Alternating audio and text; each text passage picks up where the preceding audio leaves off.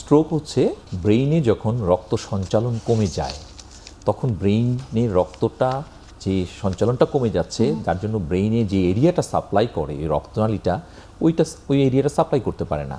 তাহলে সেক্ষেত্রে কি হয়, ব্রেইনে সেখানে অক্সিজেন কমে যায় এবং ব্রেইনের অংশটা মরে যায়।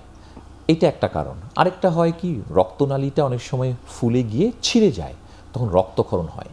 অর্থাৎ রক্ত সঞ্চালনে যখন মস্তিষ্কে ব্যাঘাত ঘটে, তখন মস্তিষ্কের যে অংশটা মরে যায় সেটাকে স্ট্রোক বলা হয়। যাদের ঘুমটা কম হয়, যারা অ্যাংজাইটিতে ভোগে বা কম ঘুমাচ্ছে, তাদের ক্ষেত্রে তো উচ্চ রক্তচাপের ঝুঁকি বেড়ে যায় এবং সারাক্ষণ যখন অ্যাংজাইটিতে থাকে তখন এগুলো ঝুঁকি বাড়ে।